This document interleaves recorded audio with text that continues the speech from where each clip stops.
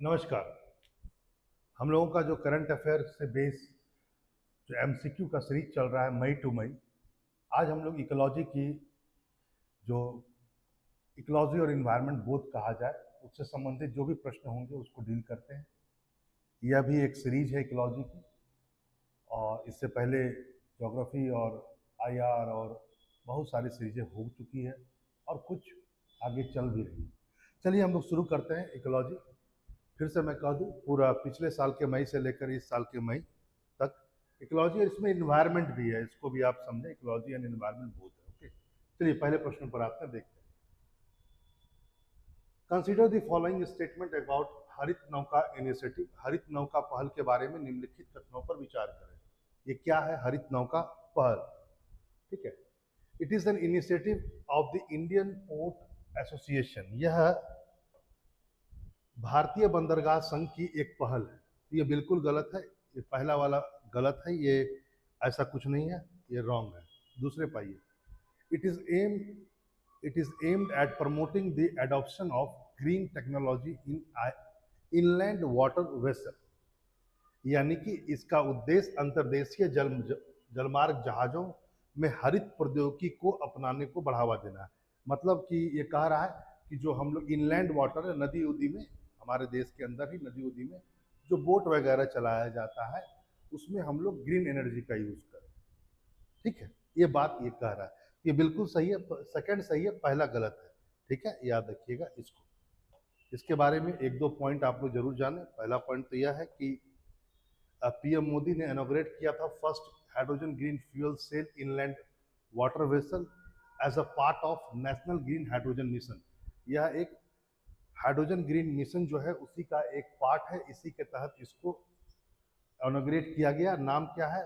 First green hydrogen fuel cell island waterway, और इसी को कहा गया है हरित नौका इनिशिएटिव। ठीक है, और यह चला कौन रहा है? Ministry of port shipping and waterways. यानी जो पहला वाला था ऑप्शन वो गलत हो गया।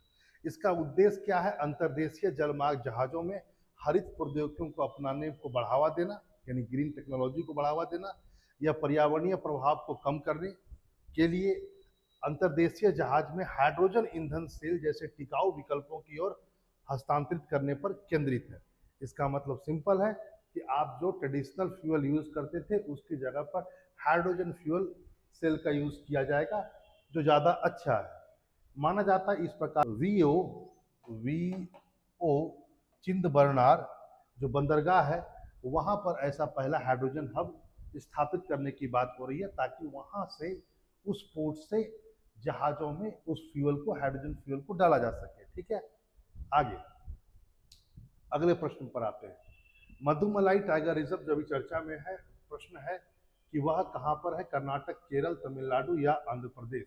तो आपको याद, आप जान लीजिए ये क्या है, मधुमलाई कहां पर है? तमिलनाडु में है, इस बात को आप जान लीजिए। देखिए, मधुमलाई टाइगर रिजर्व जो है बेसिकली आपसे कहा जाए तो यह लोकेटेड है, Mudumalai tiger reserve located Nilgiri district में है, तमिलनाडु का, जो कि एक ट्राई जंक्शन भी है, यानी कि तीन जंक्शन भी है यहाँ पर, तीन स्टेट्स का, कर्नाटक, केरला और तमिलनाडु। आपको पता ही होगा नीलगिरी में, नीलगिरी पहाड़ी पर वो तीनों मिलते हैं, कर्नाटक, केरल और तमिलनाडु।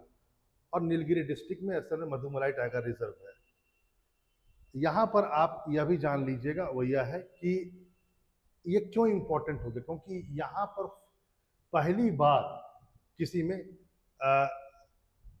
हर्पेट्रोफ्यूनल सर्वे मधुमलाई टाइगर रिजर्व में किया गया है। और इसके बाद क्या हुआ, 82 स्पेसीज ऑफ रेप्टाइल्स और एम्फीबियंस वहां पर रिकॉर्ड किया गया। एक प्रकार का यह सर्वे का नाम है, इसको आप ध्यान में रखें तो सही, नहीं तो नहीं, लेकिन हाँ यहाँ पर सर्वे किया गया और 82 रेप्टाइल्स और एम्फीबियंस का एक प्रकार से वहां पर ये कंडक्ट किया गया था बेसिकली फरवरी में। ठीक है, और इसमें तीन प्रकार मधुमलाई जो टाइगर रिजर्व है, उसमें तीन प्रकार के फॉरेस्ट हैं, उसको कवर किया गया इसमें, जैसे कि थेरापक्का डू, करगुडी और नाला कोटाई या नीला कोटाई फॉरेस्ट रेंज। एक है थीपाकाडू फॉरेस्ट रेंज और कारगुडी फॉरेस्ट रेंज। ऐसे भी आ सकता है कि ये सब फॉरेस्ट रेंज किस टाइगर रिजर्व का पार्ट है, तो मधुमलाई टाइगर रिजर्व जो कि आंध्र प्रदेश में है। यहाँ पर याद रखेंगे कि ये जो नीलगिरी, एक तरह से कहा जाए बगल में नीलगिरी डिस्ट्रिक्ट में ही तमिलनाडु में यह है, लेकिन आखिर ये एक पार्ट है, नीलगिरी बायो रिजर्व का भी यह पार्ट है। इसको भी आपको समझना होगा कि यह जो मधुमलाई टाइगर रिजर्व है यह एकदम बॉर्डर में है, और बॉर्डर पर होने के कारण क्या है, एक जो ट्राई जंक्शन है नीलगिरी हिल, जहाँ पर तीनों स्टेट हैं और नीलगिरी पूरा का पूरा ही तो उससे सटा हुआ है। तो नीलगिरी जो बायो रिजर्व है, जो भारत का पहला बायो रिजर्व है, उसका यह एक तरह से कहा जाए यह एक पार्ट भी है ना, मधुमलाई। इसको भी आप ध्यान में रखेंगे, ठीक है।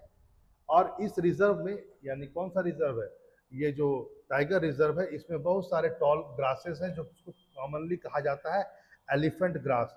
तो आपसे पूछा जा सकता है एलिफेंट ग्रास जो है वो कहाँ पर है, नीलगिरी बायो रिजर्व में भी है और मधुमलाई में भी है, क्योंकि उसी का एक पार्ट है, ठीक है। चलिए आगे बढ़ते हैं और देखते हैं अगले प्रश्न पर। अब देखिए एलिफेंट ग्रास के बारे में तुरंत एक क्वेश्चन आ गया कि with the reference elephant grass consider the following statement. Elephant grass के बारे में क्या बात सही है, जरा देखा जाए। It can be cook to make soup and, है ना, स्वीट्स, यानी कि इसको सूप और सूट बनाने के लिए पकाया जा सकता है। It can be use to feed for livestock, मतलब कि आप इसका उपयोग पशुओं के चारे के रूप में भी कर सकते हैं। It can be use in the production of biofuel, इसके आप इसका प्रोडक्शन बायोफ्यूल के भी कर सकते हैं। ये तीनों ही सही है, याद रखेंगे, ठीक है। याद देखिए, इसको नाइपर ग्रास भी कहा जाता है, याद रखेंगे। और ये बेसिकली इसका जो नेटिव है वो अफ्रीका है और साउथ ईस्ट एशिया है, मतलब ये वहां से बिलोंग करते थे, लेकिन अब यहाँ पर भी आ गया है।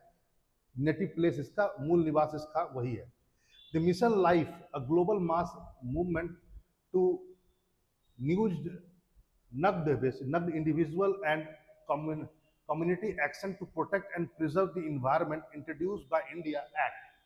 यानी मिशन लाइफ पर्यावरण की रक्षा और संरक्षण के लिए व्यक्तिगत और सामुदायिक कार्रवाई को प्रोत्साहित करने के लिए एक वैश्विक जन आंदोलन है, जिसकी शुरुआत भारत द्वारा की गई थी। कहाँ की गई थी भारत द्वारा इसकी शुरुआत? प्रश्न यही है।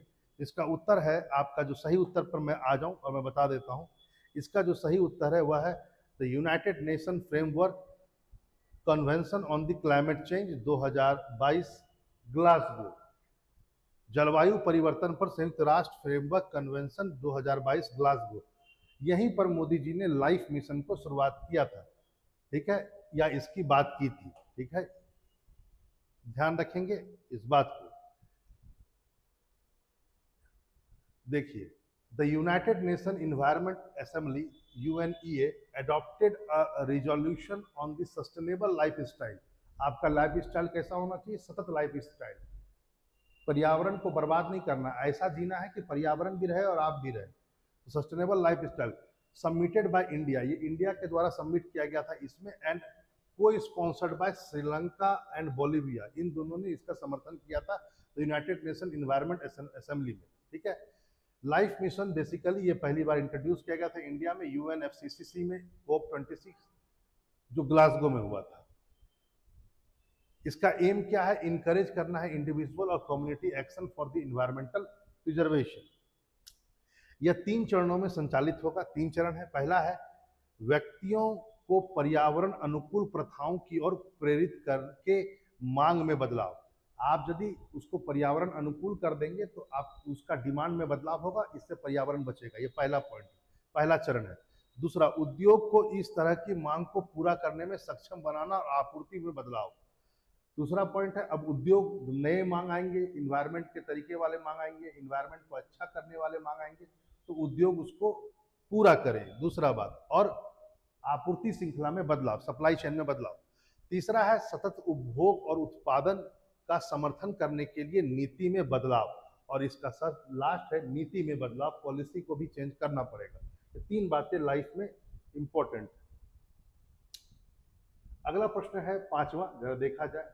Leopard is listed as a vulnerable on the IUCN red list. यानी तेंदुआ जो है IUCN रेड लिस्ट में संकटग्रस्त रूप में सूचीबद्ध किया हुआ है। पहला point. In India Madhya Pradesh has the highest number of leopards. Bharat में सबसे ज्यादा तेंदुआ मध्य प्रदेश में। दूसरा, और उसके बाद महाराष्ट्र में है। तीसरा, it is the nocturnal and preys on the smaller herbivores like chital and wild boar. मतलब यह एक रात्रिचर है, रात में चलता है, और चीतल और वाइल्ड बोआ जैसे छोटे शाकाहारी जानवरों का शिकार करता है। ये बिल्कुल सही है, तीनों सही है। इस बात को ध्यान में आप रखेंगे। यहाँ पर आपको जैसा मैंने कहा वैसा ही इस बात को है, इसको समझना होगा। ऐसा इसलिए हुआ कि ये चीज चर्चा में क्यों आया, क्योंकि the report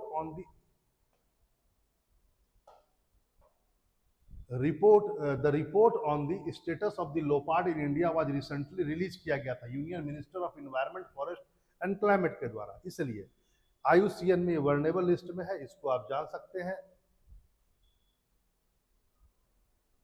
इसका साइंटिफिक नेम है Panthera pardus, big cat family का है, और ये छोटे सदस्य का है। बिग कैट फैमिली का सबसे छोटा सदस्य है, मतलब जो बिग कैट फैमिली जिसमें चीता वगैरह सब आते हैं, लायन वगैरह आते हैं, टाइगर आते हैं, उसमें सबसे छोटा है।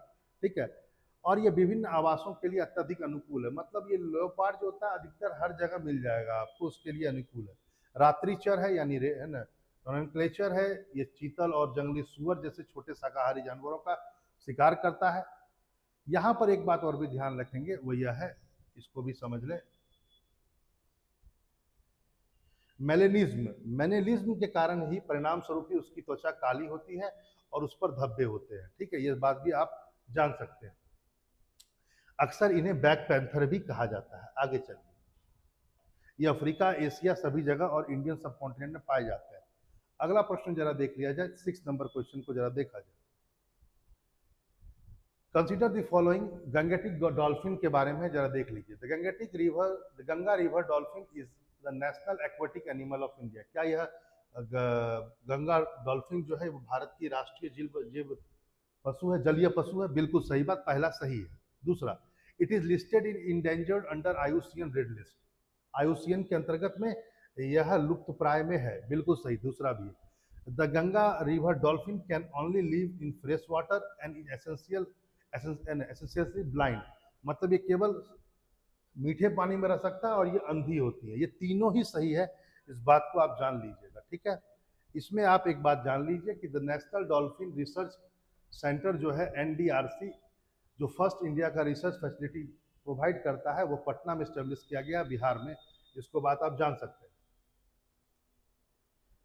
एक बात और भी है, the centre aim to study Gangetic dolphin and understand the river ecosystem. It is located, कहाँ लोकेटेड है? Ganga, located on the Ganges within the Patna university campus. Basically यह पटना यूनिवर्सिटी कैंपस में ही यह जो है द नेशनल डॉल्फिन रिसर्च वो अभी located है। ठीक है, आपको यह बात जान लेना चाहिए कि प्रोटेक्शन स्टेटस जो है इसका क्या है गंगेटिक डॉल्फिन का। International union of the conservation nature IUCN इसको इंडेंजर्ड करता है, और इंडिया का जो वाइल्ड लाइफ प्रोटेक्शन एक्ट है उसमें भी यह कौन से शेड्यूल में है? शेड्यूल 1 में है। याद रखिएगा, Indian wild life protection act 1972 में आया था, ये शेड्यूल 1 में है। यानी क्या, शेड्यूल 1 में यदि कोई जानवर आता है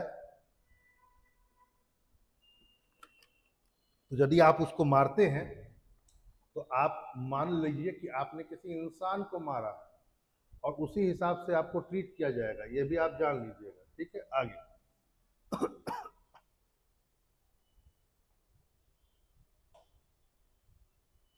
आगे,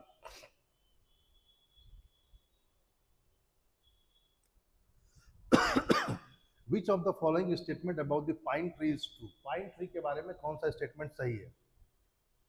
पाइन ट्री आर इंजोस्पर्म, यानी बीज वाले पौधे हैं, ये गलत है। दूसरा, pine tree produce their seed in cone, ये सही है। पाइन ट्री जो होता है वो अपने सीड जो होते हैं, अपने जो बीज होते हैं, शंकु में पैदा करते हैं, ये बिल्कुल सही है। इस बात को जान लीजिए, बी। एक बात यहाँ पर आप जान लीजिए, वो यह है, ये चर्चा में क्यों आया, जरा इसको आप देख लीजिए पहले। CSIR जो इंस्टीट्यूट है ऑफ द CSIR और institute of the petroleum and UNCOST have signed a memorandum of understanding. I am under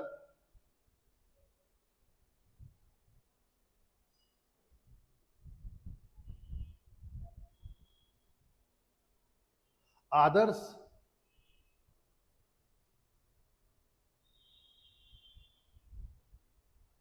Champawat mission, ठीक है, एक मिशन है, याद रखेंगे, फिर से देख लीजिए एक बार, इसको ऐसे करके देखना। ICR जो है Indian Institute of Petroleum and UCOST have sign, मतलब CSIR sorry, Indian Institute of Petroleum ये, और UNCOST have sign a memorandum of understanding under क्या है, आदर्श चंपावत मिशन, ठीक है, एक मिशन आया है। पहला पॉइंट जान लीजिए, ये मिशन है पाइन ट्री के लिए, इसको भी आप जान लीजिए, ठीक है। पाइन ट्री जो होता है वो जर्मोस्पर्म होता है, न कि एंजियोस्पर्म होता है, यानी कि यह अनावृति होते हैं या वृत्तबीजी होते हैं। और ऐसे जो पौधे होते हैं वो वैसे पौधों को कहा जाता है जिनके बीज फूलों और फलों में बंद नहीं होते हैं, बल्कि यह छोटी टहनियों या संख्यों में खुली अवस्था में होते हैं। मतलब ये बेसिकली जिम्नोस्पर्म जो होता है ये प्रोड्यूस करता है सीड, कहाँ पर, फ्रूट्स में नहीं करता है। Instead of this typically founded with in the cons, है ना, कोन्स में फाउंड होता है, ठीक है, याद रखेंगे, तो आप इसको समझ सकते हैं। एक बात ये भी ध्यान रखेंगे वो यह है कि most of the pine trees are evergreen, ठीक है, याद रखिएगा इसको, ये एवरग्रीन है। यहाँ पर सी में जो लिखा हुआ था वो एवरग्रीन नहीं था, इसको भी ध्यान में रखेंगे, ये एवरग्रीन है, meaning they retain their leaves year around rather than being deciduous and, मतलब कि एवरग्रीन है, इसका मतलब यह हुआ कि ये अपनी पत्तियों को नहीं गिराते हैं, ये हमेशा पत्तियों के साथ में आपको मिलेंगे, ठीक है। चलिए आगे अगले पेज पर आते हैं, अगले क्वेश्चन पर। Consider the following statement regarding Jim Corbett park. Jim Corbett park से संबंधित कुछ बातें हैं, जरा इसको देख लिया जाए। पहला, जिम कॉर्बेट पार्क जो है वह इंडिया और एशिया का पहला नेशनल पार्क है, ठीक है, ये सही है। It is the first to come under the project tiger, ये पहला है जो प्रोजेक्ट टाइगर के अंतर्गत में है, ये भी सही है। तीसरा, it is completely encompass the Shivalik near the foothills of Himalaya, यह हिमालय की तलहटी के पास शिवालिक को पूरी तरह से घेरता है, ये गलत है, ऐसा नहीं है, लेकिन ये दोनों बिल्कुल सही है, ठीक है, इसको भी जान लीजिएगा। चलिए यहाँ पर जिम कॉर्बेट पार्क के बारे में देख लीजिए। Jim Corbett park is located in the Himalayan foothills near the tourist hill station of Nainital, ठीक है, ये टूरिस्ट हिल स्टेशन जो नैनीताल है वहां पर। With the hills grassland and streams, Corbett is ideal tiger territory. यह स्थान जहां से वह 1973 से प्रोजेक्ट टाइगर की शुरुआत किया गया था। इसकी बाघ की आबादी 163 है, ठीक है, बाघों की सबसे बड़ी आबादी है, किसी भी एक अभ्यारण्य में सबसे ज्यादा बाघ इसी में है, और बाघों का सबसे ज्यादा डेंसिटी यानी घनत्व भी यहीं पर है, इसको भी आप ध्यान में रखेंगे जिम कॉर्बेट में। 1936 में भारत और एशिया का यह पहला राष्ट्रीय उद्यान के रूप में स्थापित हुआ। उस समय इसको कहते थे हेली नेशनल पार्क, ठीक है। आजादी के तुरंत बाद इसमें बहने वाली नदी के नाम पर इसका नाम बदल करके रामगंगा राष्ट्रीय उद्यान कर दिया गया। फिर 1956 में इसे फिर से जिम कॉर्बेट यानी कॉर्बेट नेशनल पार्क का नाम दे दिया गया, याद रखेंगे, ठीक है।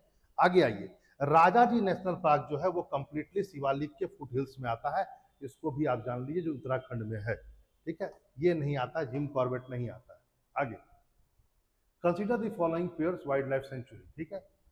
पहला है गुंडला ब्रह्मेश्वर वन्य जीव अभ्यारण्य, Gundla Brahmeshwar wild life century Karnataka में है, गलत, यह कर्नाटक में नहीं है।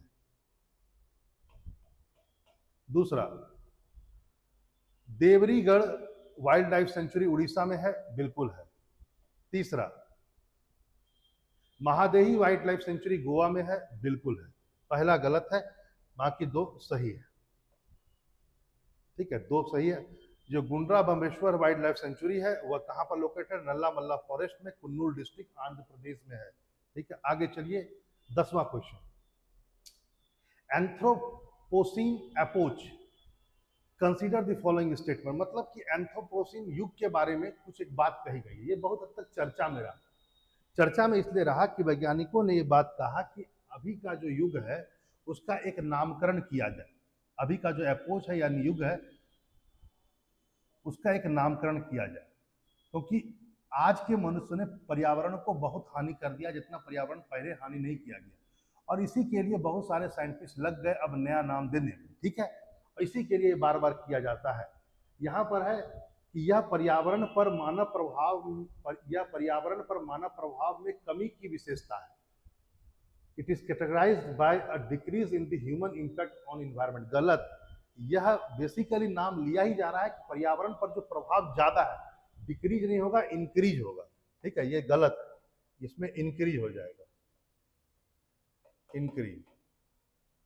दूसरा, the term anthropocene was coined to reflect the dominance of the human activity in shaping Earth's geological and ecological process.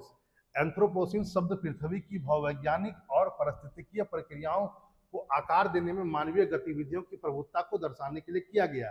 बिल्कुल सही बात, ये 2 जो है वह बिल्कुल सही है। ठीक है, याद रखेंगे।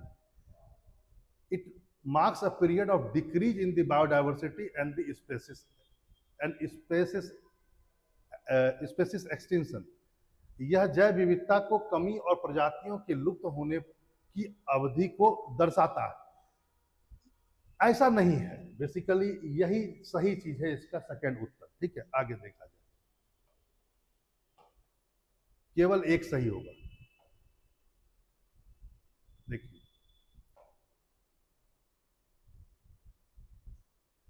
The International Commission on the Stratigraphy rejected the proposal of the Anthropocene approach after a common committee 18 scientists recently voted against it। मतलब जो कहा गया था कि नया नाम दिया जाएगा ये वाला, उसको अब रिजेक्ट कर दिया गया, ऐसा कुछ नाम दिया नहीं जाएगा। ठीक है, आगे रखिए। The Anthropocene approach is characterized by the significant increase rather than decrease in the human impact on the environment। बिल्कुल सही बात है। This include the factor such as climate change, habitat destruction, pollution, species extinction by the human activity। ठीक है, याद रखेंगे। S2 जो है वो करेक्ट इस करेक्ट, इसको बात कही दिया गया। आगे चलिए,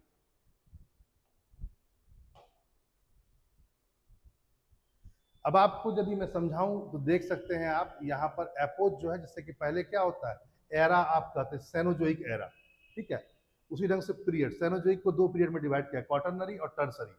टर्सरी में अब 2 युग हैं, एपोशन है, हेलियोसिन, प्लायोसिन।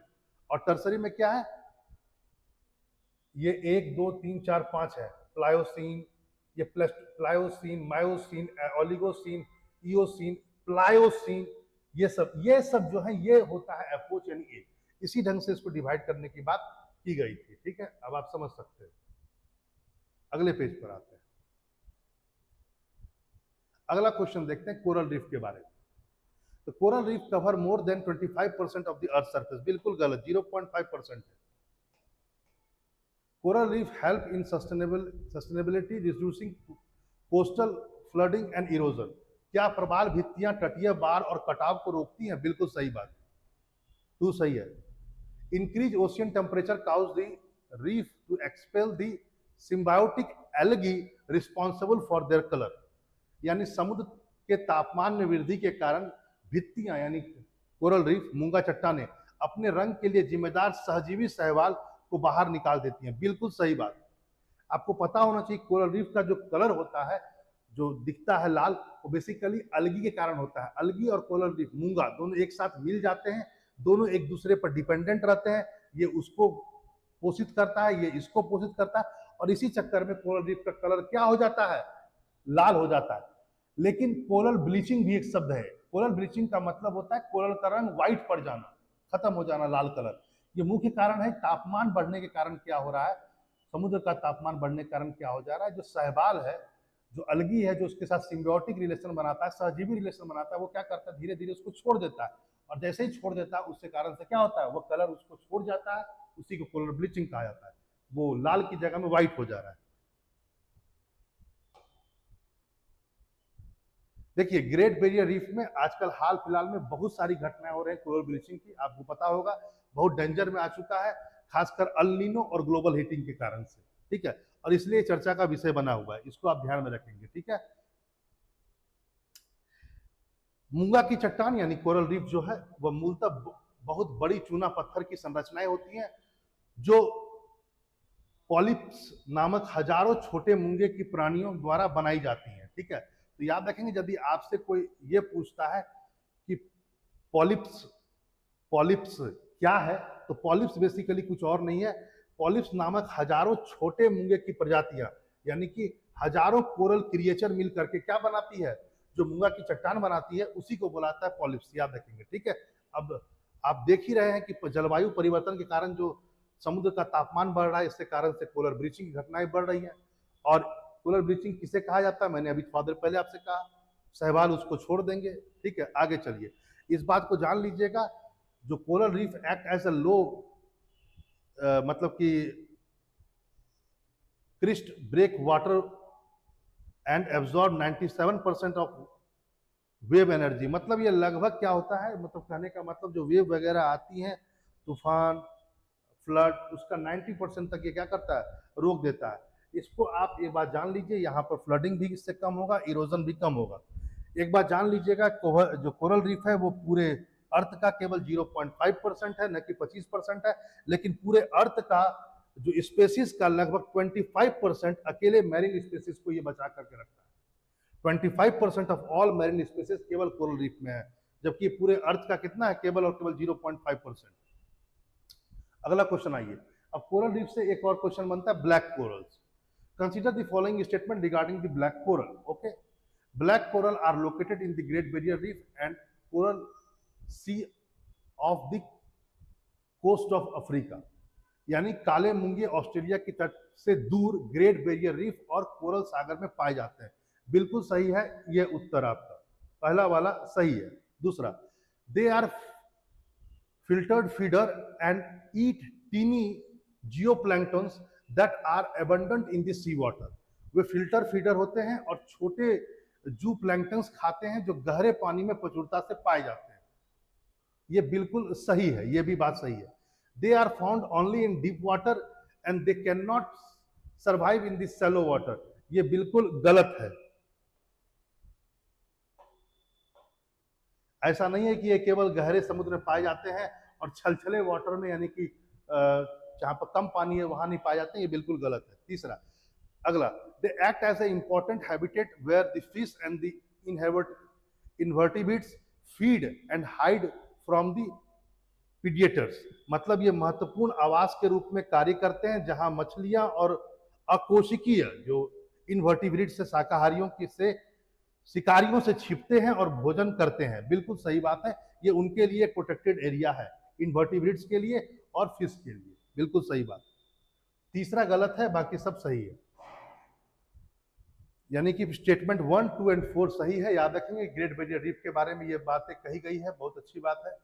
एक बार जान लीजिएगा, ये शैलो वाटर और डाउन टू द डीप अर्थ में भी, मतलब बहुत गहरे समुद्र में भी पाया जाता है, लगभग 26,000 फीट तक भी ये पाया जाता है। इसको भी आप समझ सकते हैं इस बात को। ये माना जाता है कि ये 4,000 सालों तक भी रह सकते हैं। यहां पर क्या दिया हुआ है, unlike their colourful shallow water, जो इसकी जो शैलो वाटर कोरल रीफ होता है, they rely on the sun and the photosynthesis for the energy. Black coral are feeders and eat tiny zooplankton that are abundant in the deep sea. जरा ध्यान से समझिए, अधिकतर जो कोरल रीफ होते हैं वह किस पर फीड करते हैं, वो बेसिकली सनलाइट, और उनको मिलना चाहिए। पहली बात तो सनलाइट में फोटो सिंथेसिस के कारण ही ये वो आगे बढ़ पाते हैं। ठीक है, ये सन और फोटोसिंथेसिस जो शैलो वाटर में अधिकतर रहते हैं जितने भी कोरल रीफ। लेकिन चूंकि ब्लैक जो कोरल रीफ है वो डीप वाटर में भी रहता है। अब डीप वाटर में वहां फोटोसिंथेसिस नहीं हो रहा है, न सन हो रहा है।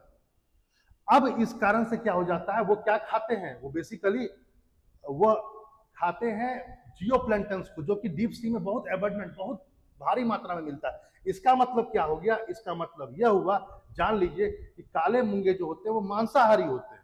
ठीक है, इस बात को समझ लीजिएगा। आगे चलिए, अगले प्रश्न पर आते हैं। अगला प्रश्न 13वां प्रश्न।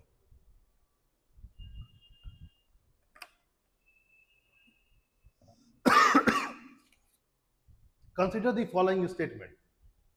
Scared groves fall under the protected area along with National Park, Wildlife Sanctuary and Conservation Reserve according to the Wildlife Protection Act 1972। मतलब वन्य जीवन अधिनियम 1972 के अनुसार पवित्र उपवन, ठीक है, राष्ट्रीय उद्यानों, वन्य जीव अभयारण्य और संरक्षित रिजर्वों के साथ संरक्षित क्षेत्र के अंतर्गत आते हैं।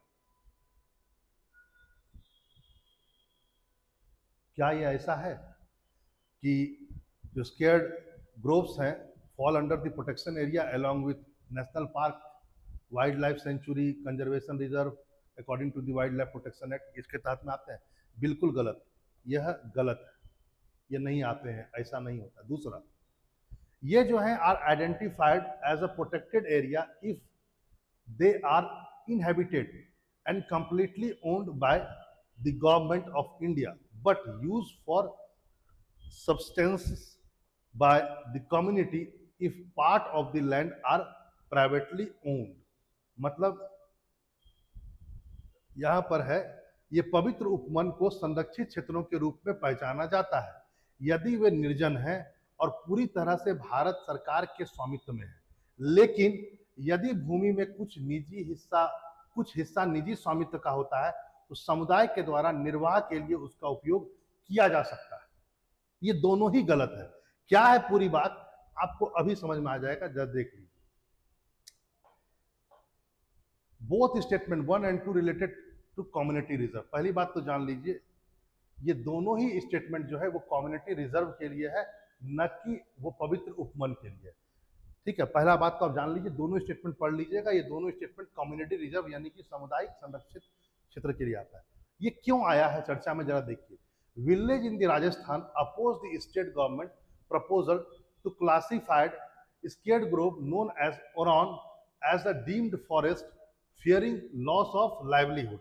मतलब उन्होंने क्या किया, राजस्थान सरकार ने एक वन है, एक उनका पवित्र स्थल है जिसको ओरंस जंगल का एक पवित्र स्थल था जहां पर वो जाते थे, पूजा पाठ करते थे, तो उसको राजस्थान सरकार ने अभी हाल ही में कहा कि हम इसको वन के रूप में इसको कैटेगराइज कर देंगे, फॉरेस्ट के रूप में।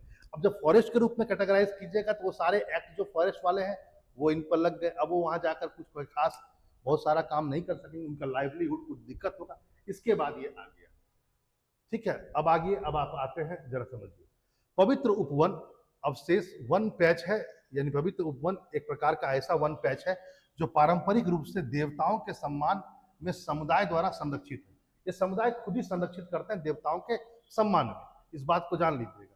दे are very important for forest diversity providing refugee to many plants and animal species for the conservation significant. India में कम से कम 13,000 से भी ज्यादा ये पाए जाते हैं। ठीक है, आप ये बात को जान लीजिएगा, बहुत जगह क्षेत्रों में विभिन्न विभिन्न प्रकार के नाम से उपवनों को जाना जाता है। पवित्र केरल में जैसे इसे कहा जाता है काबू या सरपा या ये वाला काबू, कर्नाटक में इसे कहते हैं देवरकाडू या देवकड़क, महाराष्ट्र में कहते हैं देवराय, ठीक है, या देवराई। ठीक है, तो जान लीजिए इस बात को कि अब आपको ये बात समझ लेना चाहिए इस बात का कि जो स्केयर्ड ग्रोव है यानी जो पवित्र उपवन है ये 1972 वाले में नहीं आते हैं। सिंपल सा बात जान लीजिए इस बात को। आगे अगला क्वेश्चन पर आते हैं, जरा इसको देखा जाए। गोल्डन लंगूर के बारे में ये है, इसको देखा जाए। ये दक्षिण भारत के पश्चिम घाटों में पाया जाता है। ठीक है, पहला है इसका 14 नंबर क्वेश्चन है कि यह साउथ इंडिया के पश्चिमी घाट में पाया था। बिल्कुल गलत, इसे आईयूसीएन द्वारा लुप्त प्राय के रूप में सूचीबद्ध किया गया है, यानी कि इसे इंडेंजर्ड स्पेसीज में किया गया है। ये सही है, सेकंड सही है, पहला गलत है। गोल्डन लंगूर जो है एक बहुत ही छोटा वृक्ष पर पाने वाला एक प्राइमेटिव पूर्वोत्तर भारत में नॉर्थ ईस्ट इंडिया, वहां का एक पेड़ों पर रहने वाला एक बंदर है, बहुत छोटा है, ठीक है। इसको monkey leaf, golden leaf monkey के नाम से भी जाना जाता है। और ये इसका जो स्टेटस है ये बेसिकली इंडेंजर्ड है, ठीक है। जान लीजिएगा ये जोग्राफिकल फोटिल ऑफ भूटान में है, मानस रिवर के पास में, संकोस रिवर के पास में, ब्रह्मपुत्र रिवर वैली में पाया जाता है, नहीं नॉर्थ ईस्ट में पाया जाता है। अगला क्वेश्चन पर आते हैं। एक ब्लू लीडर अलायंस है, ये क्या है चर्चा में जरा देखा जाए। It was founded and led by the conservation international, पहला यह बनाया गया है कंजर्वेशन इंटरनेशनल के द्वारा, प्यू चैरिटेबल ट्रस्ट के द्वारा, ग्लोबल इन्वायरमेंट फैसिलिटी के द्वारा, and Minderoo foundation and Rob and Melani Walton foundation. मतलब इन सब ने मिलकर के इसको बनाया है। मतलब इसकी स्थापना जो है conservation international, Pew charitable trust, global environment facility, Minderoo foundation, Rob and Melani Watson foundation, इसने किया। बिल्कुल गलत, बहुत बड़ी बड़ी नामें इसमें कह दी गई। ऐसा कुछ नहीं है इस ब्लू अलायंस में, ये सब मिलकर के कुछ नहीं बनाए हैं। आगे, इसका प्राथमिक उद्देश्य है प्रकृति द्वारा मानवता को प्रदान की जाने वाले महत्वपूर्ण लाभों को उजागर करना और उन्हें सुरक्षित करना। इसका प्राइमरी एम है to spotlight and secure the critical benefit that nature provide to humanity. प्रकृति जो आपको देता है उसको हाईलाइट कीजिए और उसको साथ साथ उसको ये कीजिए। बिल्कुल सही है दूसरा, पहला गलत है, इसको समझ लीजिएगा, ठीक है। बेसिकली देख लीजिए, यह जो है ये उच्च स्तरीय कार्यक्रम है, हाल में बेल्जियम में इसका उद्घाटन हुआ है। 24 देश मिलकर के इस वैश्विक महासागर के सामने आने वाले खतरों से निपटने के लिए तत्काल कार्रवाई की वकालत करते हैं। इसमें जलवायु संकट, अत्यधिक मछली पकड़ना, प्रदूषण और अन्य चुनौतियां शामिल हैं। प्रमुख सदस्यों में Belgium, Costa Rica, Ecuador, Germany, Italy आदि देश शामिल है। भारत इसका सदस्य नहीं है, लेकिन 2023 के G20 में दिल्ली में नेताओं ने कहा है कि हो सकता है हम इसको आगे चल करके इसका करें। तो याद रखेंगे, एक मिनट, मैं यहाँ पर गलत आपको बोल दिया, ये दूसरा भी गलत है। इसका कोई ऐसा नहीं है कि नेचर के सामने इसको नेचर जो मानव के लिए करता है उसको स्पॉटलाइट करना, ये भी गलत है। बेसिकली यह महासागर, वैश्विक महासागर के सामने में, ग्लोबल जो ओशियन है उसके सामने में जो खतरे आए हुए हैं उससे निकटने की बात करता है। जो जलवायु संकट हो गया, अत्यधिक मछली पकड़ना हो गया, प्रदूषण हो गया, चुनौतियां हो गया। तो यहाँ पर थोड़ा सा आप सही कर लीजिएगा, दूसरा भी गलत और पहला भी गलत। आगे, पोबितोरा वाइल्ड लाइफ सेंचुरी कहां पर है जरा बताइए आप लोग, है ना। ये उत्तर है बी, ठीक है। आसाम में है, ब्रह्मपुत्र नदी के बाढ़ के मैदानों में स्थित है। दुनिया का एक सिंगी वाला गेड़ा जो है, जो वन हॉर्न राइनोस है, उसके उच्चतम घनत्व के लिए माना जाता है, जान लीजिएगा, ठीक है। और यह जो है इसे मिनी काजीरंगा भी कहा जाता है, क्योंकि यहाँ पर भी कई राइनोस है एक सिंगी वाला, ठीक है। इसको भी जान लीजिएगा। इसका जो 72% जो इस पूरे वन्यजीव अभ्यारण्य का हिस्सा है वो गीले सवाना से ढका हुआ है, जिसमें कुछ जैसे अरुंडो डोनेक्स और सैक्रम का प्रभुत्व है। ये गीले सवाना का, गीला सवाना मतलब हो गया गीले घास का मैदान, सवाना बड़ी बड़ी घासों को कहा जाता है। तो ये उसका प्रकार है, उस प्रजाति का प्रकार, जैसे एलिफेंट ग्रास है ना। तो ये प्रकार है घास का, बड़ा ध्यान से समझेंगे, है ना, जो खासकर नॉर्थ ईस्ट इंडिया में आपको पाया जाएगा। एक है अरुंडो डेनोक्स और दूसरा है सैक्रम, ठीक है। इसका प्रभुत्व है। बाकी जगह पर आपको जलीय निकाय मिलेंगे, वाटर रिजर्वर मिलेंगे। आगे, इको सेंसिटिव जोन, ये basically the area that declared under, ये किसके अंडर इसको डिक्लेयर किया जाता है, तो इन्वायरमेंट प्रोटेक्शन एक्ट 1986 के अंतर्गत में इसको डिक्लेयर किया जाता है, ठीक है। इसको भी आप जान लीजिएगा। यहां पर जान लीजिए, an area arounded and protected under a national park or wildlife sanctuary purpose to conserve the biodiversity and ecosystem of the protected area by the regulating human activity। सीधी सी बात है, ये जो इको सेंसिटिव जोन कुछ और नहीं है, basically मान लिया जाए कि राष्ट्रीय जो नेशनल पार्क है या वाइल्ड लाइफ सेंचुरी का जो कोर एरिया होता है, जहां पर बहुत सारे चीज रिस्ट्रिक्टेड रहता है, उसको इको सेंसिटिव जोन कहा जाता है, ठीक है। सरकार इको सेंसिटिव जोन में कुछ गतिविधियों को विनियमित यानी रेगुलेट कर सकती है और उसको प्रोहिबिटेड कर सकती है, उसके लिए कानून बना सकती है। यहां पर इस बात को ध्यान रखेंगे।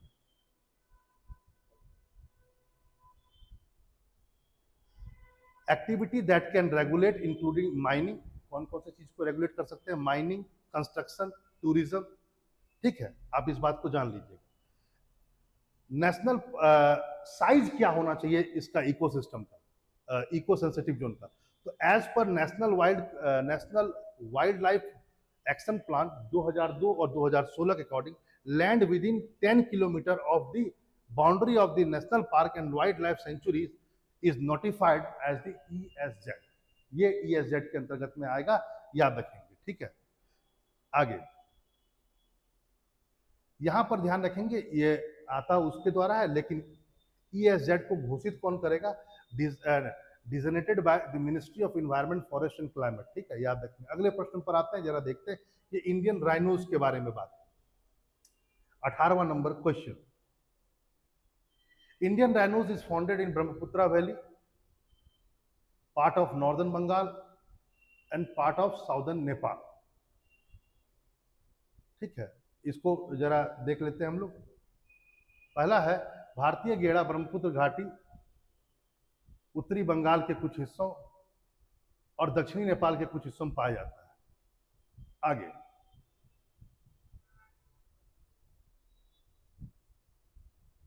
एकदम सही है ये पहला वाला। दूसरा, the Indian rhinos is listed in vulnerable है, IUCN लिस्टेड में संकटग्रस्त में। दूसरा। तीसरा, the Indian Manas, the Assam Manas international park has the highest number of rhinos. गलत गलत गलत, काजीरंगा। पहला दूसरा सही है, एक गलत है। ब्रह्मपुत्र वाला में ही, नॉर्थ बंगाल नेपाल में है ही, वर्नेबल है ही लिस्टेड में। आप जान लीजिए, जो वर्ल्ड लाइफ WWF है उसने बाकायदा बकाया है कि 3700 से ऊपर इंडियन राइनोज हैं। आसाम का जो काजीरंगा नेशनल पार्क है उसमें 2613 के आसपास में है। ठीक है, इस बात को जान लीजिएगा। अगले प्रश्न पर आते हैं, ये कम्युनिटी रिजर्व के बारे में है।